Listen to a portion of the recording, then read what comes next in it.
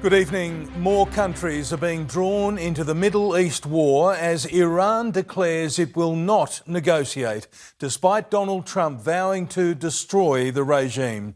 Explosions have been rocked a British base on Cyprus, and there are evacuations in Lebanon, with Israel bombing Beirut after Hezbollah joined the bloodshed.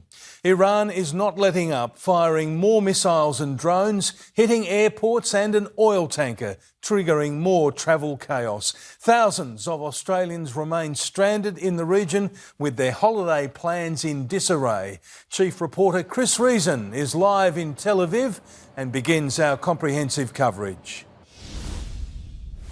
Determined to avenge the death of its leader, Iran fires back. In Beit Shemesh, Israel, a school, synagogue, homes and a bomb shelter flattened. It's where dozens sought shelter but became a target. We had children inside this building, young children. 9 killed, 27 injured, and Iran's fierce retaliation kept coming. Waves of missiles targeting Jerusalem.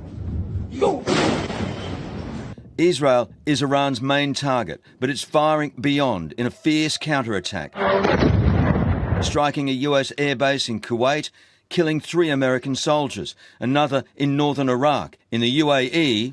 We've just been hit by a drone. It stinks of oil in here. I didn't even finish my cup of tea. 3 more civilian deaths. Oman also targeted. Its commercial port and an oil tanker off its coast hit. Last week, the Omanis had been brokering a peace deal for Iran. Defending ourselves, and we have every right, every legitimate right to defend ourselves. What the United States is doing is an act of aggression.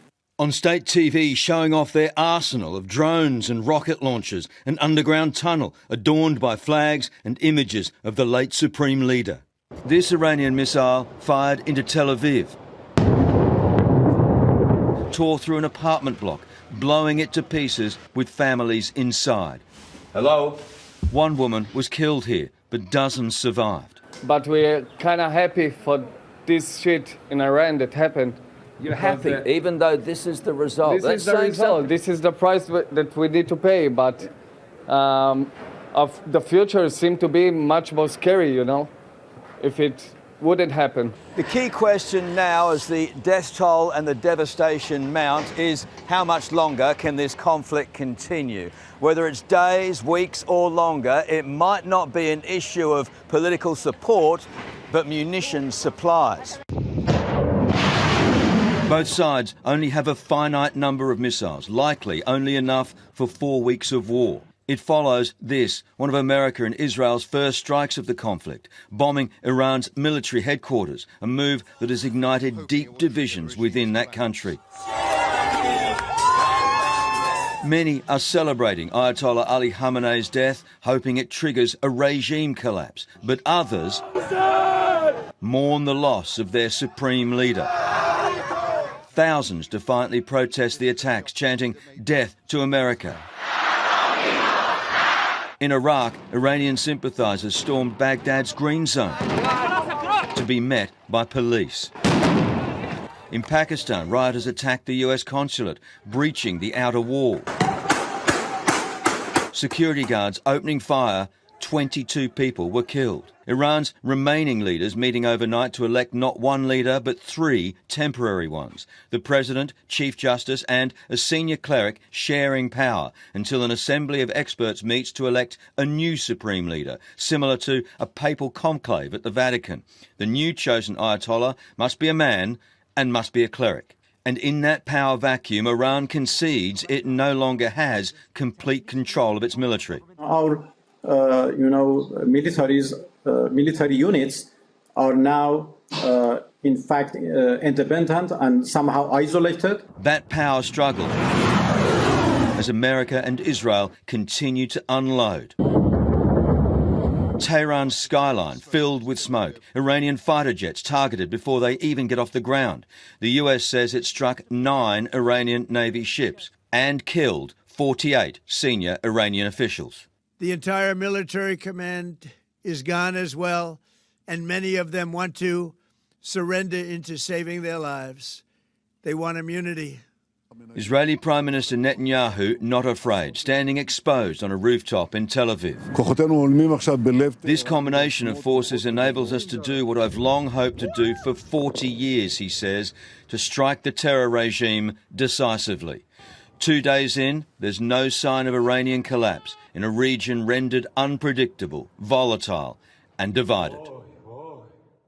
The Middle East is waking to a wave of fresh strikes. Live now to Chris Reason in Tel Aviv. And Chris, there's now been a strike on Lebanon's capital.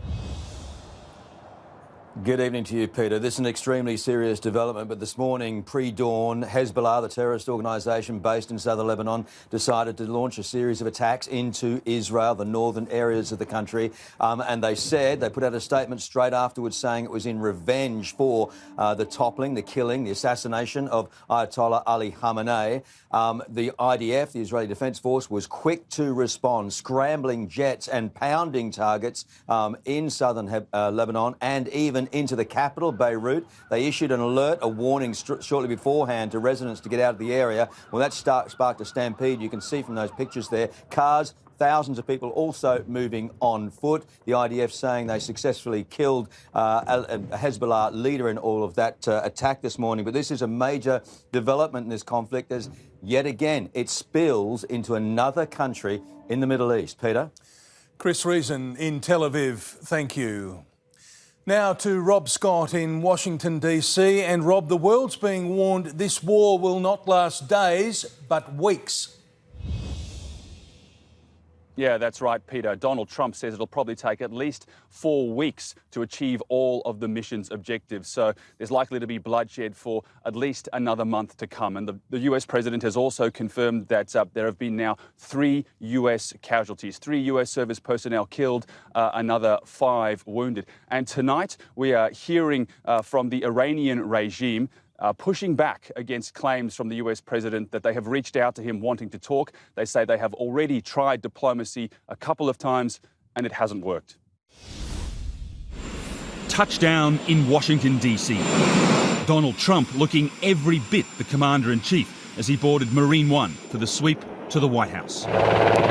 For a waiting press pack and a waiting world, the questions are many. What is your goal, Mr. President? But from Trump, there was nothing. He walked and he waved.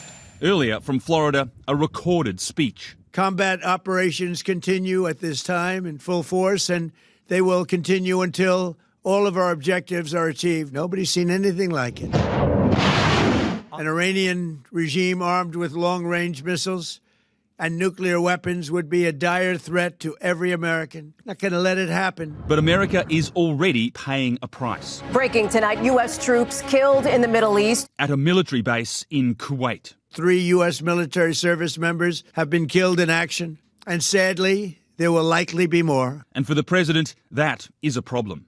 Big part of the MAGA base did not want another war in the Middle East. This is a betrayal of a decent chunk of the MAGA base. And this is a problem too.